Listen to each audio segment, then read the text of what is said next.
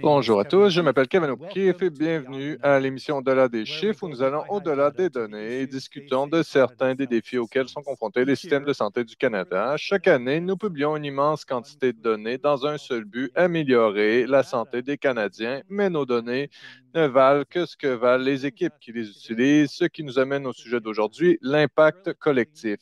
Une technique relativement nouvelle qui permet à des groupes de personnes de travailler ensemble pour tenter de résoudre des problèmes sociaux importants et complexes tels que la pauvreté, l'éducation et les soins de santé. Pour être honnête, lorsque j'ai entendu parler du sujet d'aujourd'hui pour la première fois, je ne comprenais pas exactement ce que ça signifiait. Jusqu'à ce que je lise un article du Tamarack Institute, l'Institut Tamarack, confondé par l'un des panélistes d'aujourd'hui, Paul Bourne. Il était question d'un petit comté de l'Oregon dont l'objectif était d'éliminer les grossesses chez les adolescentes. En 10 ans, il a réussi à réduire le nombre de grossesses de 75 et ce, malgré le fait que les groupes travaillant ensemble avaient des points de vue diamétralement opposés sur la manière de prévenir les grossesses chez les adolescentes. Les défenseurs de la santé voulaient promouvoir les rapports sexuels protégés. Les éducateurs pensaient que l'éducation sexuelle était la clé et les groupes religieux affirmaient que l'abstinence était la seule solution. Alors, comment est-ce qu'ils sont parvenus à un consensus? L'impact collectif. Si on lève mon chapeau aux personnes qui se participent à ce lien Zoom dans tout le Canada, des associations sur les schizophrènes de Nouvelle-Écosse et les gens de Vancouver, toutes les organisations de santé. Maintenant, parlons du déroulement de l'événement. Tous les webinaires de cette série sont disponibles en anglais et en français. Pour écouter en français, cliquez sur l'icône du club. Si vous ne voyez pas le club, cliquez sur plus. De même, des sous-titres codés sont disponibles en cliquant sur le bouton Montrer les sous-titres en bas de votre écran. Lorsque vous avez rejoint le webinaire aujourd'hui, vous avez été automatiquement mis en sourire, mais nous souhaitons vraiment que ce webinaire soit aussi interactif que possible. Il y a plusieurs façons d'y parvenir. J'ai ici une liste de questions que certains d'entre vous ont écrites lors de leur inscription. Vous pouvez également taper votre question sur le bouton questions et réponses en bas de votre écran. Ma collègue Angela se tient prête et lira vos questions tout au long de notre discussion. Nous aimerions également vous entendre directement. Il vous suffit de cliquer sur lever la main pour que votre voix soit entendue et par la suite et vous puissiez poser votre question. On veut vraiment que ce soit le plus interactif possible. Finalement, ce webinaire est enregistré et sera disponible sur la page au-delà des chiffres du site icis.ca ainsi que dans un courriel de suivi que vous recevrez au cours de la semaine prochaine.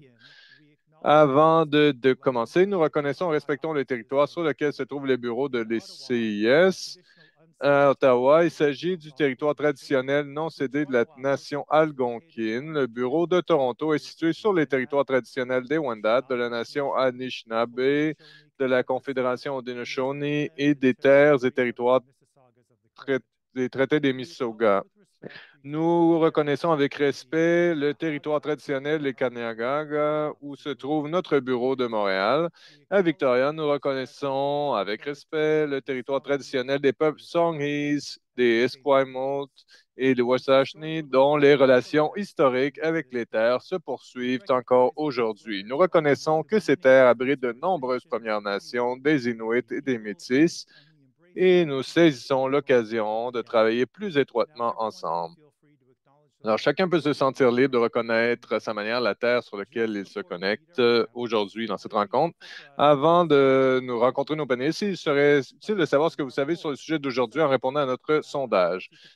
Que savez-vous de l'impact collectif? Donc, en A, absolument rien. B, quelques notions. C, je m'y connais bien. Et D, j'utilise régulièrement l'impact collectif dans mon travail. Alors, chaque panéliste va se présenter brièvement et parler un peu de ce qu'il va partager dans le webinaire d'aujourd'hui. Je commencerai par vous, Vivek. Merci, Kevin. Je suis Vivek Goel. Je suis président à l'Université de Waterloo et doyen. Et je travaille aussi en recherche en santé. Et j'ai été aussi président du conseil d'administration de l'ICIS. Et on m'a aussi demandé de siéger à un groupe d'experts pour développer une stratégie de données pan-canadienne sur les données en santé. Et plusieurs ont fait partie de ce groupe aussi. Et l'un de nos points de départ était de regarder de parler des 60 dernières années de rapports et de données. Qu'est-ce qu'on fait à propos de l'information donnée au Canada et comment est-ce que ces recommandations ont été suivies ou pourquoi est-ce qu'on ne les a pas suivies? Et donc, pour atteindre le niveau que les Canadiens méritent en termes de soins de santé. Il y a une série de rapports de nos groupes d'experts. Une des choses clés, des observations clés qui en est ressortie, c'est d'améliorer la santé et l'état des données requiert beaucoup d'acteurs, beaucoup de parties prenantes doivent s'accorder. Et c'est là où on a commencé à regarder le travail qui se faisait sur l'impact collectif. Vous en avez parlé un peu, l'un des exemples. Comment est-ce que les communautés peuvent se réunir pour résoudre un problème ou un défi auquel ils font face? Et c'était vraiment la base de notre recommandation, de vraiment un enjeu significatif, de mettre en place les bons cadres politiques pour que les gens puissent se réunir avec des bonnes normes, avoir les enjeux d'accès, donc que ce soit clair partout dans le système, que ce soit au gouvernement, les fournisseurs de soins de santé, les organisations de santé, les organisations professionnelles, et comme les membres du grand public aussi. Ils doivent tous travailler ensemble. Et j'ai bien hâte de vous en parler un peu plus dans les détails. Je vais vous parler des effets de l'impact collectif et sur les systèmes de données en santé. Ça semble pratiquement impossible, tout ce que tu t'es donné comme fardeau, mais à surmonter. Mais je suis sûr qu'on va pouvoir en parler plus en détail. Comment est-ce qu'un impact collectif fonctionne? Merci d'en parler. Alors, Kim, maintenant, bienvenue. Est-ce que tu peux nous dire qui tu es et de quoi tu vas nous parler aujourd'hui? Oui, je suis bien content d'être là. Merci pour l'invitation. Je suis Kim McGrail. Je suis doyen associé en recherche à l'École de médecine de l'Université Simon Fraser. C'est après 30 ans de travail dans le réseau de recherche sur les données de santé. Et j'ai toujours fait ce travail en partenariat, mais dans les 2 dernières années, j'ai été aussi PDG du réseau de recherche sur les données de Santé Canada. Et ce réseau existe parce que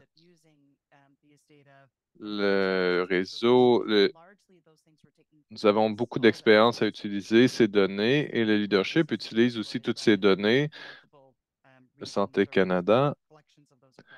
Et toute cette recherche en lieu de plutôt se concentrer sur les données de province ou plusieurs régions. Nous avons été financés pour faire s'effondrer ces barrières et pouvoir relier tous les données ensemble. Et le but de notre réseau, par définition, c'est un espace collectif. Et ce que je comprends, certaines des choses qu'on doit faire et qu'on doit comprendre, c'est de travailler de façon intergroupe entre toutes les institutions et les organisations, et c'est le travail collectif, l'effet collectif se dégage. Et dont Paul va parler peut-être plus en détail. Ça peut nous donner une méthode ou vraiment des lignes directrices sur la façon de donner un meilleur succès à notre approche, donc des approches multirégionales. Et c'est vraiment génial d'être ici, d'en converser avec vous. Oui, c'est évidemment très important. Et si on considère tout ce qui se passe aux États-Unis, on entend parler, donc la coopération interprovinciale, on a parlé même de l'alcool et du vin, des bières et du vin, et ce serait bien si on pouvait le faire aussi en santé. Bon, Léa, est-ce que tu peux te présenter et nous donner une idée de ce dont tu vas nous parler? Bonjour à tous. Je suis honoré d'être ici. Je suis Léa Stevenson. Je suis responsable stratégique. J'ai travaillé sur la modification des politiques de santé du point de vue des utilisateurs depuis 20 ans. Et avec 5 ans dans le système de santé Ontario, travaillait sur les gens qui se concentraient sur l'équité pour les soins de santé. Donc, le meilleur soin de première ligne aussi. Je travaillais sur l'accès au traitement, les déterminants de la santé, la réconciliation avec les Autochtones, les données, l'intelligence artificielle, le soin en distance. et l'intégration des soins communautaires et collectifs. Et comment est-ce que les différentes parties du système se connectent ensemble pour le bienfait, les bienfaits de la population pour qu'ils aient de meilleurs résultats de santé et aussi pour donc d'une approche holistique. Je suis consultante maintenant et je suis donc responsable stratégique sur l'organisation ALCAN Canada. C'est un réseau national et pour avoir des meilleurs diagnostics de cancer plus équitables. Et, et nous essayons d'appliquer donc l'impact collectif, l'approche impact collectif. Étant donné la nature du genre de travail que je fais depuis les 20 dernières années, j'ai expérimenté beaucoup sur la question comment est-ce qu'on peut faire des changements systémiques et comment est-ce qu'on peut améliorer le système. Et l'impact collectif a été vraiment une très bonne réponse pour nous. Et j'ai bien hâte d'écouter et de participer à la conversation aujourd'hui. Et le dernier, mais en dernier, nous avons Paul Bourne. Dites-nous qui vous êtes et de quoi vous allez parler aujourd'hui. Alors, merci beaucoup pour l'invitation, Kevin, et de me faire partie de ce super panel. Donc, je suis le fondateur de BE Community. Nous sommes un vecteur de changement. J'étais le cofondateur et PDG pendant 20 ans aussi de l'Institut Tamarack. Et nous utilisions l'impact collectif pour réduire la pauvreté. Quand on a commencé à travailler à la réduction de la pauvreté, c'était 17%. Et quand j'ai parti, on n'était plus qu'à 7%. Et c'est vraiment un résultat important. Évidemment, nous n'étions pas les seuls à travailler sur le sujet, à travailler sur cette réduction de la pauvreté. Mais il y a une histoire derrière ça, hein. Pourquoi est-ce que nous avons fondé et utilisé l'impact collectif et collectivité dynamique? Et simplement pour vous donner, notre organisation a gagné un prix des Nations Unies pour les meilleures pratiques, même si la pauvreté avait augmenté de 5% pendant la période dans laquelle ils ont reconnu notre travail. C'est pour vous donner un exemple de ce que nous faisions très bien et sans parfois atteindre les résultats que nous voulions. Mais j'ai publié un livre, donc Breakthrough Community Change, et qui est un livre à propos de l'impact collectif. Et je supporte aussi l'ICIS depuis quelques années dans leur poursuite des impacts collectifs. Excellent. Avant de passer dans le vif du sujet, je vais regarder là, ces résultats du sondage. Selon les résultats, donc 53% ne connaissent rien, 50% quelques éléments, 6% très bien informés et inaudibles, le pourcentage restant pour qui l'utilisent régulièrement. Ça ouvre la discussion pour aujourd'hui. Alors, Paul, vous avez mentionné déjà quelques éléments, mais je veux débuter avec vous avant de passer aux questions. Et selon Google, vous êtes un pionnier de l'impact collectif. C'est donc pourquoi je veux commencer avec vous. Alors, en débutant, pourquoi est-ce qu'on voudrait utiliser l'impact collectif? Pourquoi est-ce que vous pensez que c'est une bonne solution pour surmonter les défis que les professionnels de la santé peuvent faire face? Et donc, on avait gagné dans les 40 meilleures pratiques avec l'ONU. C'est un peu bizarre, je me disais à l'époque, et on est considéré dans les meilleurs. Et c'est pourquoi nous avons décidé que nous avions besoin d'une nouvelle approche. Et nous devions réunir tout le monde. J'aime beaucoup l'exemple, Kevin, du groupe en Oregon à propos de la grossesse précoce. On ne doit pas s'entendre sur tout, sur le quoi, mais au final, on doit s'entendre sur le pourquoi, le comment et travailler ensemble. Et toutes nos méthodologies, et tous nos systèmes de croyances peuvent travailler ensemble en paix pour poursuivre ce même objectif, qui était dans ce cas-ci de réduire la grossesse précoce chez les adolescents.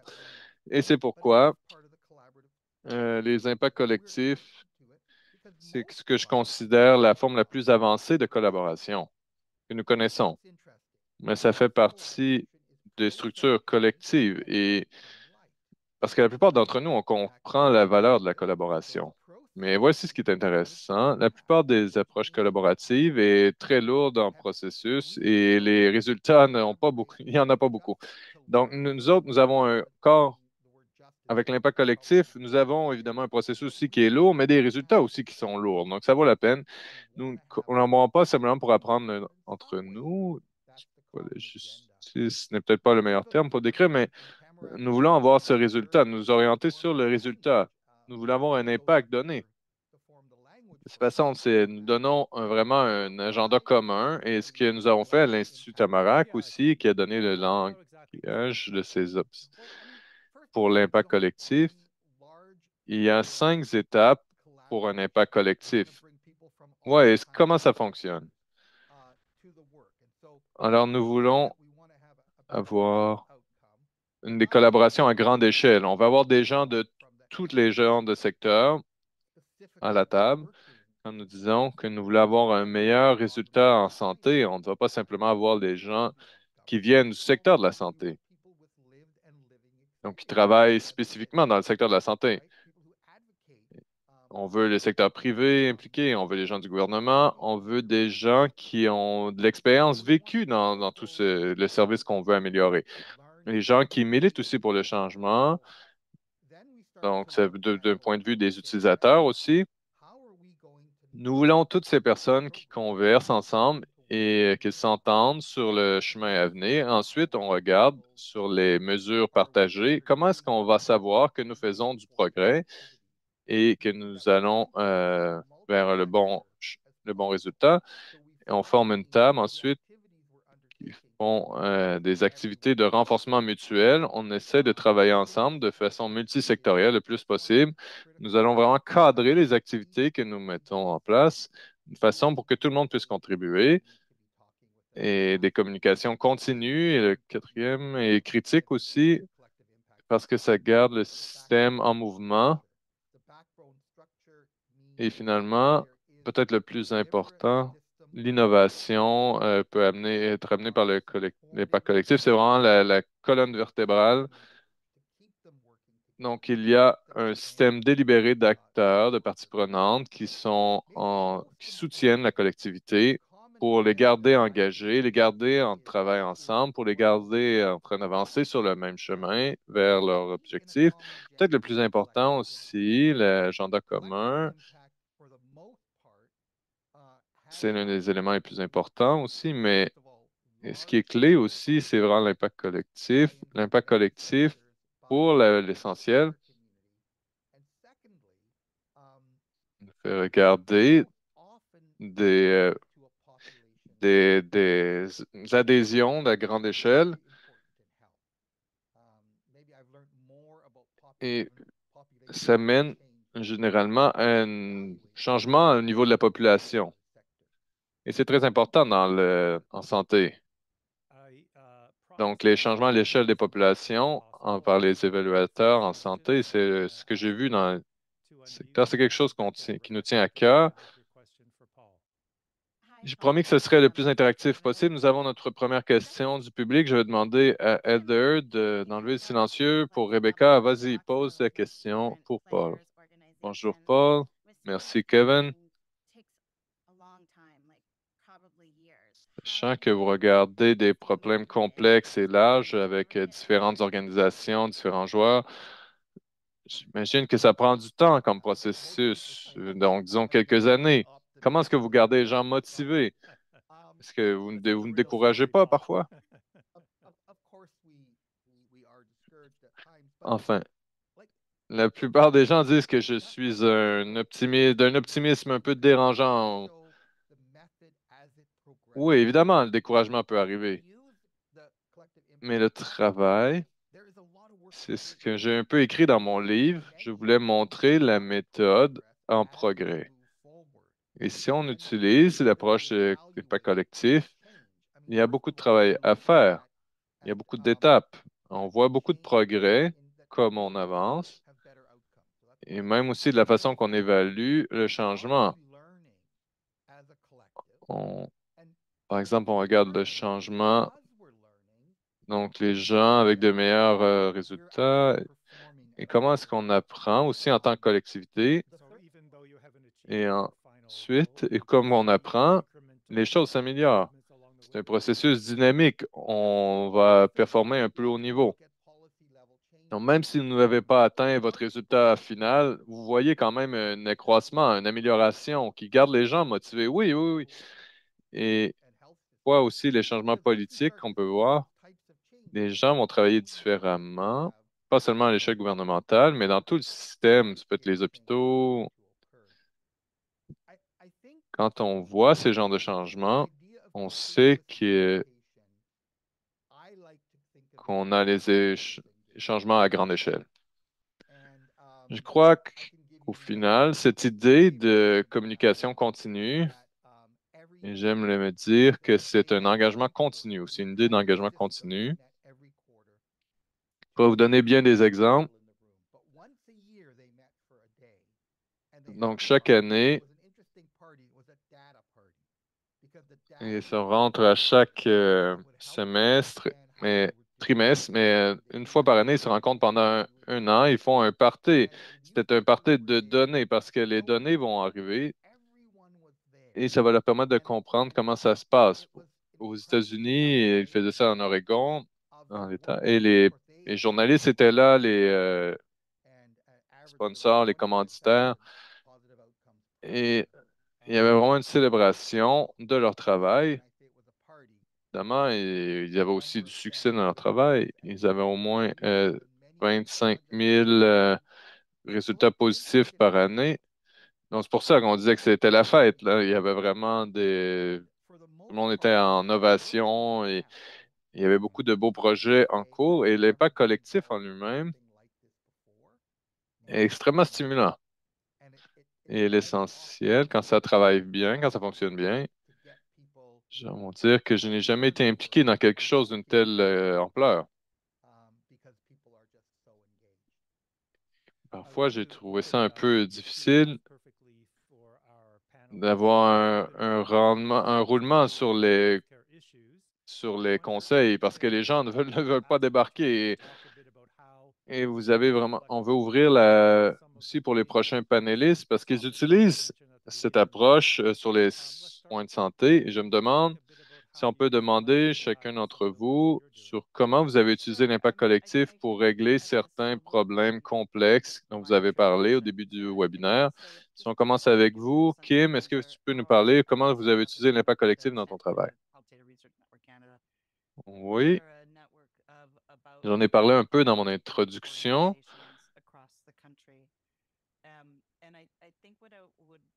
Je parlais du point de vue de ce que nous faisons dans le réseau de recherche sur les données de Santé Canada. Nous sommes un réseau d'environ 25 différentes organisations dans tout le pays.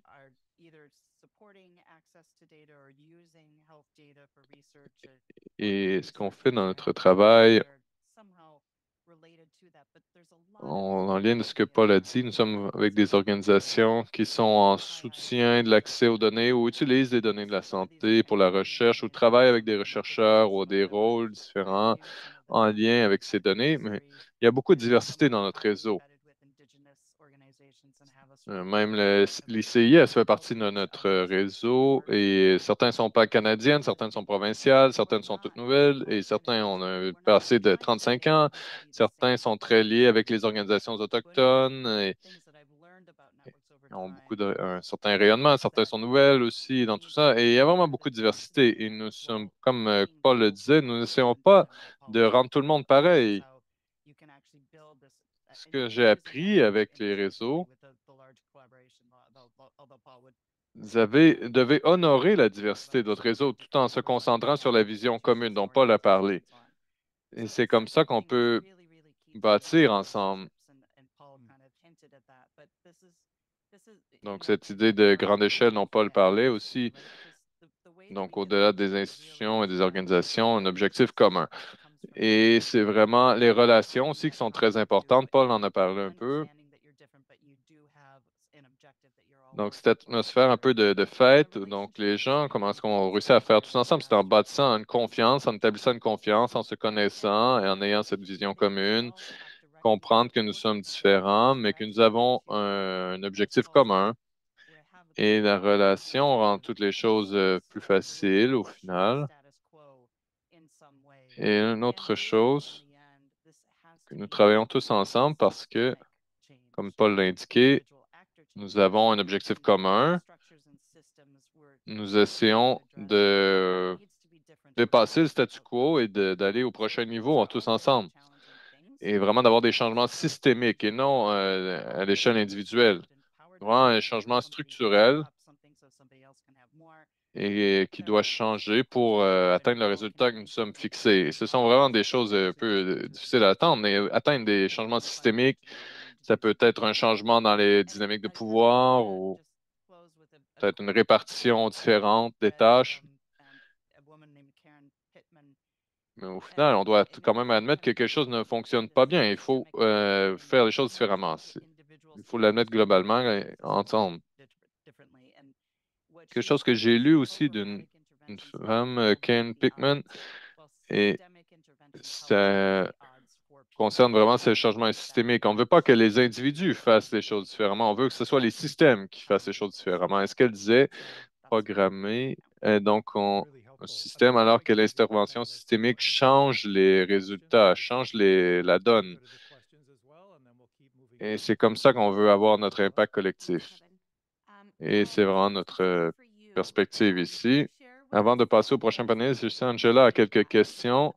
Demande si on peut aller aux questions et ensuite on va continuer avec le prochain panéliste. Oui, merci Angela. Donc, Paul, il y a une question pour toi. Est-ce que vous pouvez nous partager d'une façon de mesurer l'impact collectif au-delà de compter les partenariats, le nombre de partenariats, etc.?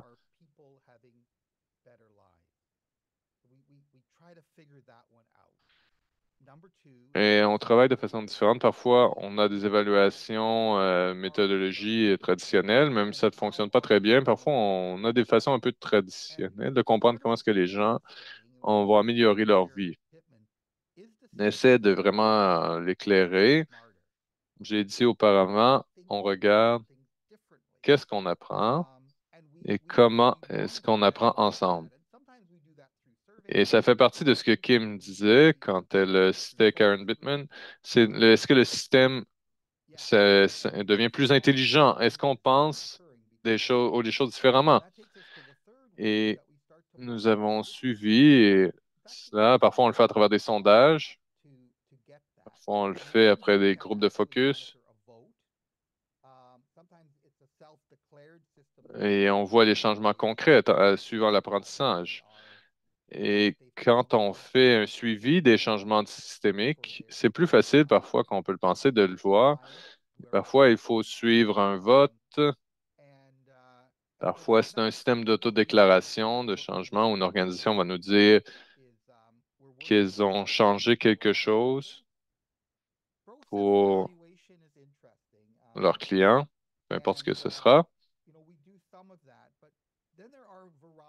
Et c'est ce qu'on regarde vraiment pour évaluer l'impact collectif. Nous regardons ces trois différents niveaux. Donc, l'évaluation de processus aussi est intéressant. Et nous faisons un peu de ça. Et il y a toute une variété de types d'évaluation. Bon, je ne vais pas aller dans le détail là-dessus,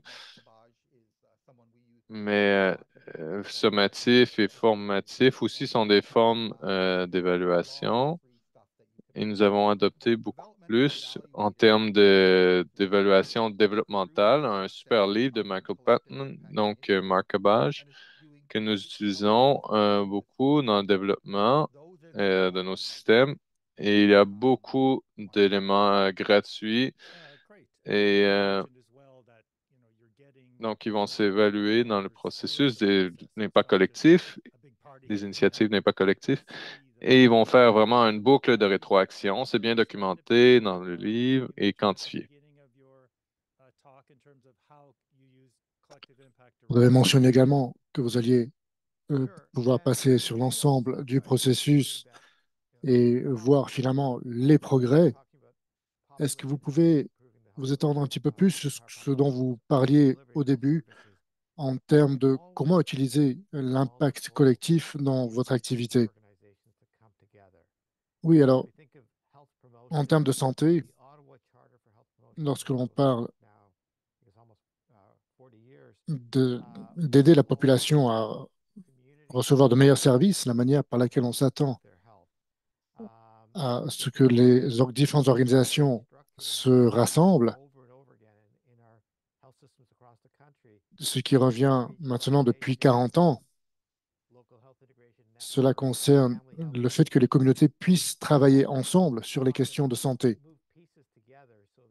Si l'on parle de restructurations qui ont lieu sans cesse sur l'ensemble du pays, la mutualisation, l'intégration des différents réseaux de santé, nous essayons toujours de rassembler tous ces petits morceaux et de tout rassembler, rassembler les différentes prérogatives.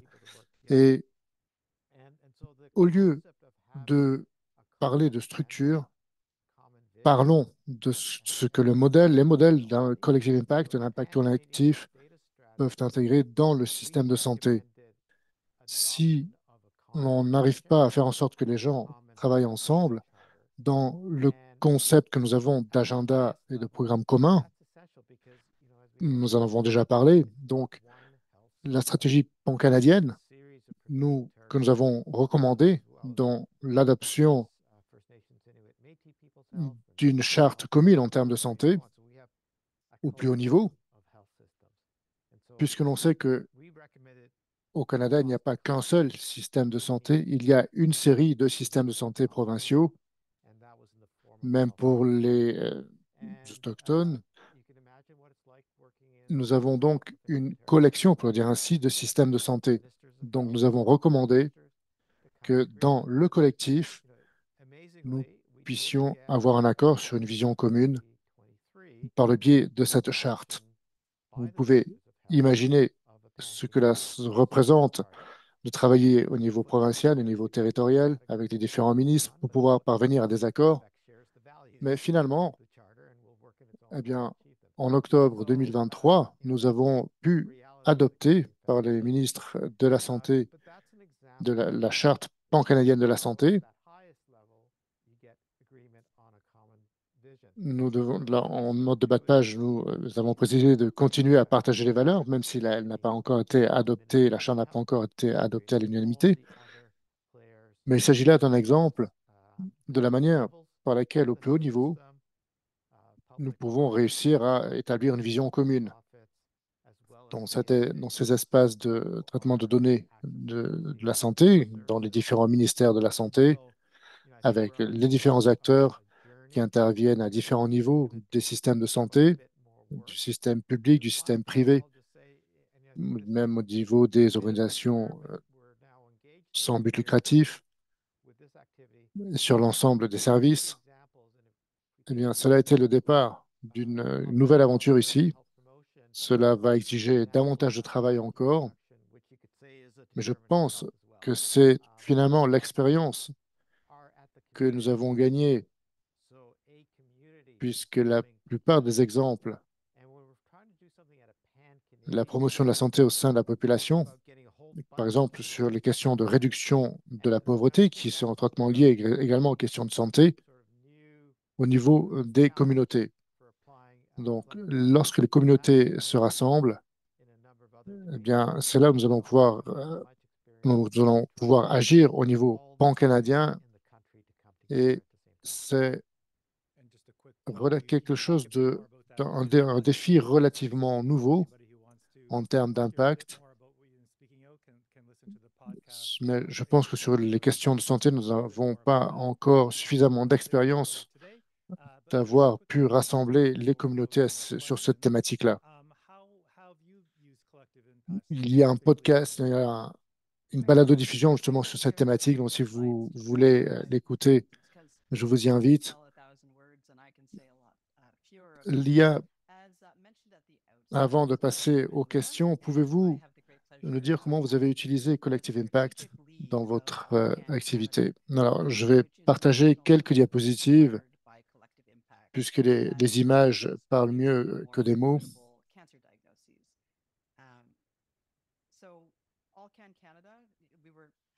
Très bien, on va bien, oui, parfait. Donc,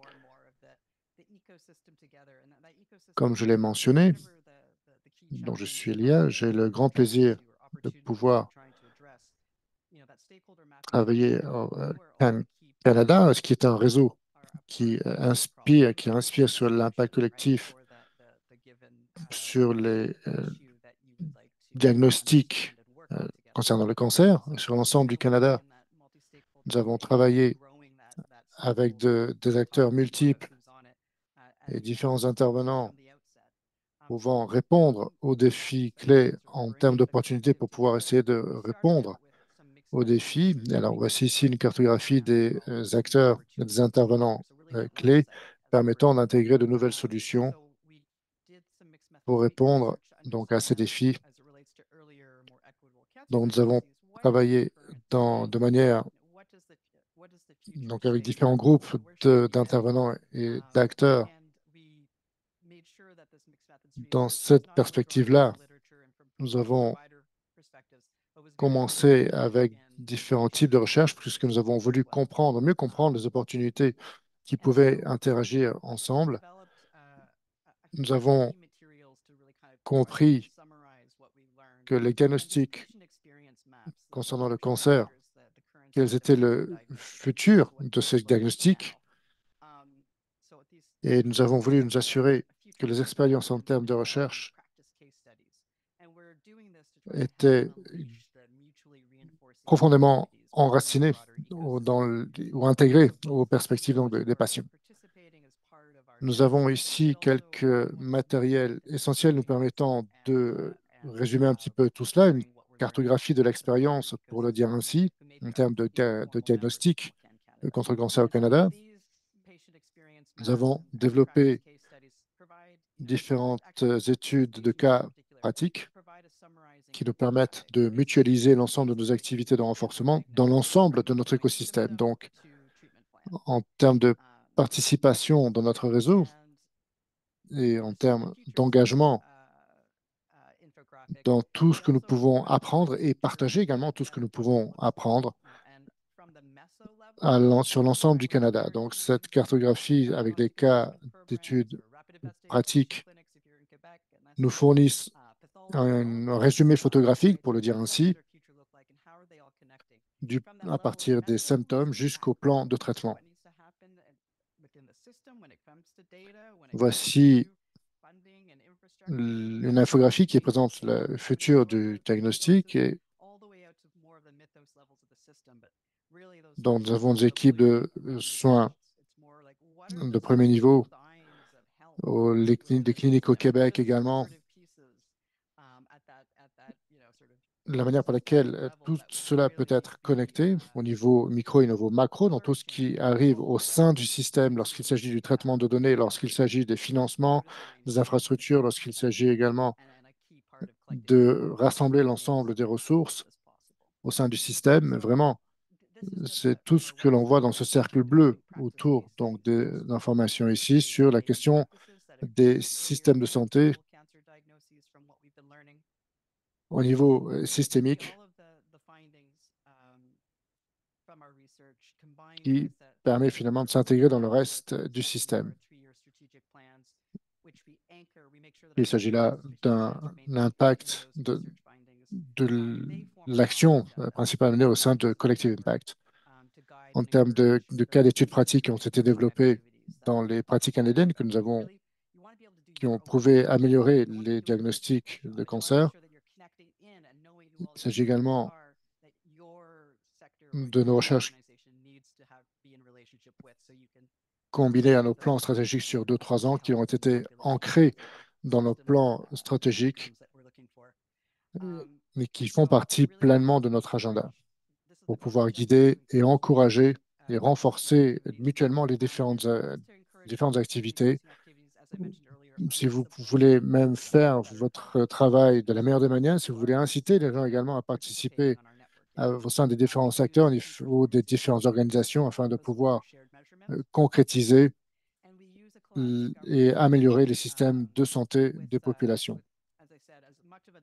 Donc, pour aider vraiment c'est un agenda qui va aider à encourager, à renforcer ces activités et à encourager également l'ensemble des activités, comme je l'ai mentionné plus tôt, pour pouvoir élargir l'ensemble de l'écosystème au sein de notre réseau. Nous utilisons des indicateurs clés de performance pour procéder aux mesures et aux évaluations. Nous avons également une approche de nouvelle gouvernance, de gouvernance collaborative pour adapter l'ensemble des écosystèmes qui permettent de soutenir ce copartenariat, cette copropriété, pour dire ainsi. Nous avons déployé des communications significatives qui nous aident à développer davantage d'apprentissage. Nous avons un comité directeur multipartenarial. Alors, cela change au cours du temps. Nous avons trois groupes multipartites qui travaillent justement sur ces projets pour développer un impact collectif. Il s'agit vraiment de la colonne vertébrale de tout le soutien que nous avons créé au niveau sectoriel. Pour vous donner quelques exemples des pratiques continues en termes de communication, des éléments permettant de garantir de meilleurs engagements et de meilleure collaboration. Nous essayons d'amener davantage, de faire en sorte que davantage de personnes puissent y participer et encouragent d'autant plus l'impact positif au sein de ce projet. Avec différents publics, différents écosystèmes, différentes coordinations, par le biais également de la diffusion de lettres d'information, bien sûr notre action sur les médias sociaux, les études de cas pratiques, les correspondances entre différents partenaires, différents ateliers organisés également pour pouvoir promouvoir l'apprentissage, le co-learning, le co-apprentissage au sein de ces différents ateliers. Et en termes d'écosystème et de relations avec les différents prestataires, les différentes juridictions, les relations entre métiers, les, les échanges également sur les nouvelles médecines.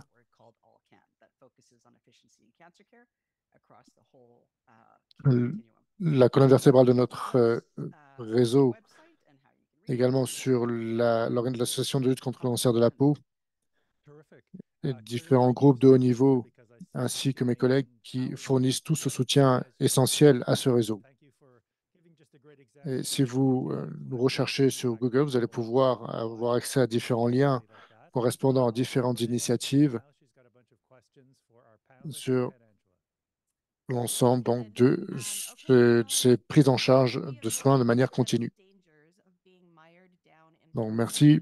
J'ai hâte de participer à toutes ces conversations. J'ai vu, en effet, que le bouton Q&A était particulièrement sollicité. Donc, merci beaucoup d'avoir parlé de ces principes d'impact collectif pour des études de cas de ce type-là. Alors, je pense qu'il y aura bien sûr différentes questions. N'hésitez pas à poser des questions pour l'ensemble de nos panélistes également.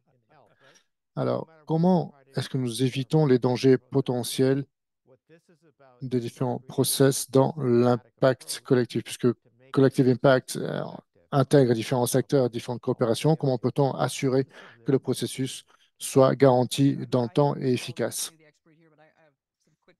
Quiconque veut répondre, allez-y, levez la main. Oui, bien sûr, allez-y.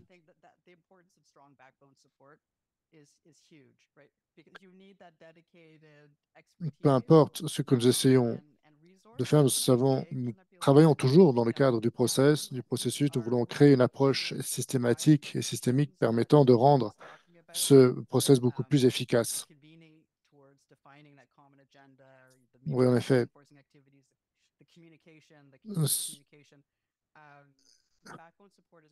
C'est l'importance vraiment d'avoir une colonne vertébrale particulièrement forte qui nous permet de travailler en plein soutien euh, avec l'ensemble de différents experts et des ressources.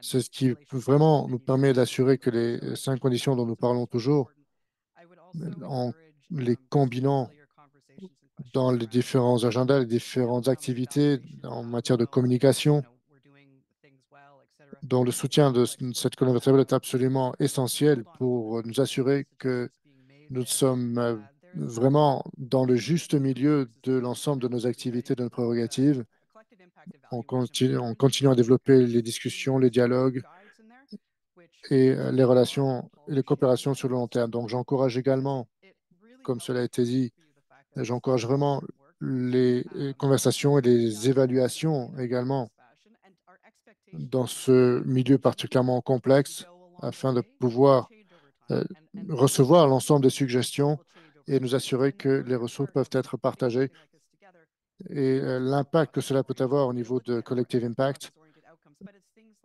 qui nous permettent de pouvoir diffuser et partager davantage. Et c'est vraiment un travail sur le long terme qui doit être effectué de manière régulière et les attentes par rapport à ce que nous pouvons réaliser, qui vont évoluer bien sûr dans le temps. Les résultats peuvent être évalués, mais ils évoluent au fil du temps. Donc l'idée, c'est de pouvoir rassembler tout cela dans l'ensemble du processus en étant toujours orienté sur le processus et se poser toujours la question, est-ce que nous avons vraiment les bons acteurs, les bons intervenants? Est-ce que nous travaillons vraiment au bon rythme? Est-ce que nous continuons toujours sur ce process? Et est-ce que, comme c'est un petit peu la période sur le moyen terme qui nous permet de mieux comprendre comment s'articulent les différents programmes, les différents agendas au fil du process et comment ces initiatives d'impact collectif et les résultats qui peuvent être liés aux évolutions plus sur le long terme et voir comment ces résultats ont des effets directs sur la population en matière de santé. Donc, je dirais qu'une partie de ce processus a été particulièrement claire. Cela prend bien sûr du temps. On peut s'attendre à différents types de succès sur différents aspects, sur différents points tout au long du programme. Il y a bien sûr un excellent soutien et c'est excellent de pouvoir travailler avec vous pour s'assurer qu'il n'y ait pas de différence ou d'altération. Et consiste également à pouvoir résoudre certains problèmes complexes auxquels nous pouvons faire face et l'idée de pouvoir travailler ensemble pour pouvoir bien identifier et comprendre les problèmes sur l'ensemble du process. Alors, il nous reste 10 minutes encore. Nous avons deux, trois questions. Je voulais juste passer à la question suivante rapidement. Angela, s'il vous plaît. Oui, merci. Alors, comment est-ce que nous appliquons le concept d'impact collectif, de collective impact, dans tout ce qui est lié aux déterminantes sociales?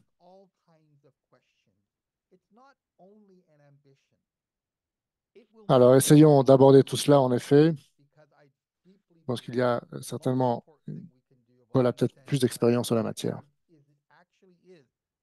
Oh, je pense que vous êtes en sourdine. Oui, allez-y. Je dirais que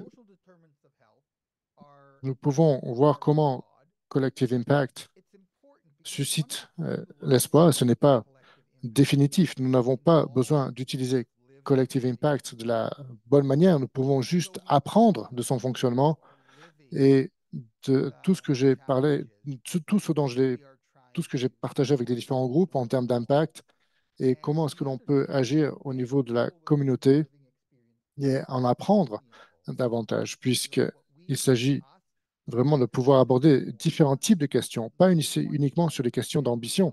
Cela va certainement contribuer à améliorer votre travail et tout ce que nous pouvons faire en matière d'impact collectif, c'est d'avoir une meilleure compréhension en matière de coopération et de collaboration. Donc, les déterminantes sociales de la santé sont une vaste question, mais les apprentissages clés en termes d'impact collectif qui impliquent des personnes qui ont vécu ce type d'expérience. Donc, nous rassemblons les personnes qui ont vécu ces défis. Nous essayons de les soutenir et de comprendre que lorsque les personnes ont vécu ce type d'expérience, ils peuvent être d'autant plus impliqués et profondément impliqués. Au moins 25% des personnes, des groupes de travail doivent être des personnes qui ont vécu ce type d'expérience. Et cela amène davantage d'authenticité à l'organisation et c'est particulièrement, ça donne un sang neuf également aux nouvelles dynamiques au sein des groupes, le fait d'avoir des patients qui aient vécu ce type d'expérience tout au long du process. Et c'est souvent euh, l'une des manières par laquelle nous pouvons euh, gérer et amener ces nouvelles informations. Alors, c'est extrêmement gratifiant de pouvoir travailler et enrichissant de pouvoir travailler ici sur la pratique au-delà de la théorie et de travailler justement sur des expériences concrètes. C'est là où on peut considérer donc les déterminantes sociales de la santé de différentes manières, mais c'est vraiment une question cruciale et importante de cette idée de pouvoir faire en sorte que les personnes partagent leur expérience. Oui, allez-y, David. Je voulais juste euh, préciser que lorsque nous soulevons ce type de problématique, cela va au-delà du travail de Collective Impact comme système, mais comment nous pouvons rassembler l'ensemble des intervenants, justement, avec les services sociaux, les différents services communautaires, et comment tous ces exemples, ces différents exemples que nous avons, même sur les personnes indigentes, sur l'ensemble du pays, avec des personnes qui se rendaient aux salles d'urgence dans les hôpitaux, qui se faisaient face à des problèmes de logement, même les services de police qui ont été sollicités, les services sociaux, donc différents acteurs qui se sont regroupés pour pouvoir justement partager pleinement cette vision. Kim, quelque chose à rajouter? Très brièvement, tout ce dont vous parlez, je suis particulièrement d'accord et la question ici est particulièrement importante puisque tout ce dont nous parlons structure vraiment les déterminants sociaux de la santé et nous font finalement permet de nous permet de prendre conscience de tout ce qui doit être modifié et quelles sont les responsabilités, les solutions que nous devons apporter. Je pense que nous reconnaissons que les systèmes de santé sont organisés et très focalisés sur les institutions. Un autre point que je voudrais rajouter, qui est lié aux questions précédentes également, c'est important de reconnaître que l'ambition sur le long terme pour Collective Impact, en- par définition, ce n'est pas nécessairement de chercher à être le plus efficace, mais surtout de pouvoir promouvoir un changement sur le long terme et pouvoir rassembler les personnes qui peuvent un petit peu être l'étoile polaire dans l'ensemble des travaux et des activités que nous mettons en œuvre afin de pouvoir justement arriver à nos objectifs. C'est une très belle analogie, l'étoile polaire, en effet. Y a-t-il d'autres questions? Oui, en effet. Quels sont les défis communs sur la colonne vertébrale donc de l'organisation? En termes de défis sur le long terme, Collective Impact travaille vraiment sur le long terme et c'est vraiment ce qui peut être quelquefois être particulièrement exigeant. Sur un défi en particulier, peut-être? Quelqu'un veut-il intervenir? Très souvent, il y a une question d'ego et d'hubris également dans les organisations. Et c'est si il faut faire une différence entre le soutien de l'espace collaboratif et de ne pas interférer dans le process, mais la colonne vertébrale supporte, soutient le collectif. Et lorsque lorsqu'on pense que l'on connaît, qu'on est absolument certain d'avoir fait le tour de la question, c'est à partir de ce moment-là où les problèmes commencent à arriver. Il y a énormément de marketing. On essaie souvent de convaincre les personnes qu'il s'agit de la meilleure manière de procéder même en termes d'engagement, où on engage les personnes, on fait en sorte que les gens s'engagent, participent, et avec beaucoup de création de petits groupes, même de relations interpersonnelles. Et le point intéressant, c'est lorsque vous avez un effort collectif, les choses sont effectuées différemment. Ce n'est plus linéaire. Les gens travaillent ensemble et c'est quelquefois ce qui se passe. C'est là où les changements radicaux euh, euh, surviennent. Les gens voient facilement le patron, voient facilement la structure. Et pour celles et ceux d'entre vous qui sont là pour assurer que les différents groupes de travail travaillent bien ensemble et soutiennent les leaders pour pouvoir faire en sorte qu'ils puissent travailler tous ensemble, en travaillant en coulisses également pour pouvoir mettre en œuvre certains des travaux auxquels les groupes euh, peuvent intervenir.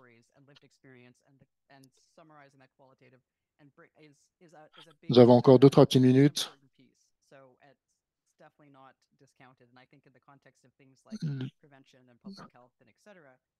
Nous avons une approche hybride également concernant l'impact collective impact, en particulier sur les questions de santé publique et souvent qui permet, grâce aux différentes données rassemblées. Est-ce que vous avez des commentaires en termes de défis, justement, en termes de modélisation de collective impact? C'est d'une grande valeur, en effet. Je pense que le système est capable d'investir justement de manière continue.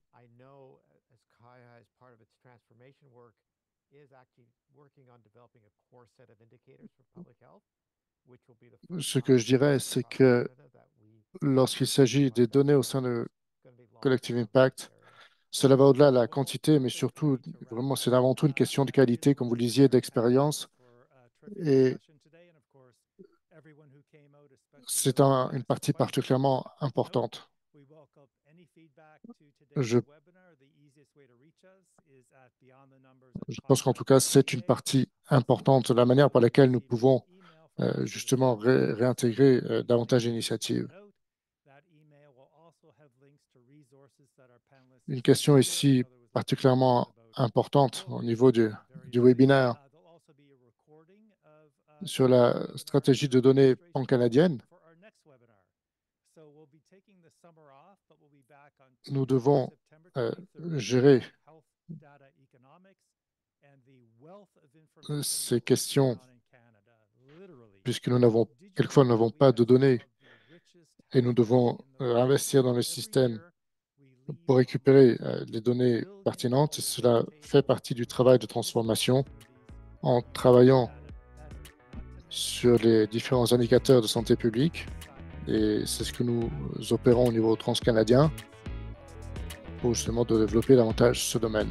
Eh bien, c'est un excellent moyen de conclure. Merci à nos panélistes pour ces fantastiques discussions, tout le monde qui est intervenu qui a posé des questions. Si vous avez des retours d'expérience de ce webinaire d'aujourd'hui, cette semaine, vous allez recevoir également un courriel de notre part concernant le sondage pour cet événement, donc n'hésitez pas à y répondre. Et des courriels également pour l'ensemble des ressources vis-à-vis des thématiques qui ont été abordées ici. Il y a énormément de documents, je pense, qui seront partagés. Donc, énormément de ressources qui vous seront envoyées par courriel. Beaucoup de références ici qui ont été abordées. Et également le lien pour pouvoir vous inscrire pour notre prochain webinaire. Donc, nous prenons nos vacances, nous revenons le 23 septembre, le mardi 23 septembre, pour aborder des questions économiques, des informations également en termes de patrimoine de santé. Alors, savez-vous que nous avons les données les plus étoffées en termes de données de santé à l'échelle mondiale? Nous avons plus d'1 milliard de dollars qui ont été investis pour pouvoir mieux utiliser les données, sans parler des bénéfices, bien sûr, à l'égard des patients. Donc, merci à nouveau et on se retrouve le 23 septembre.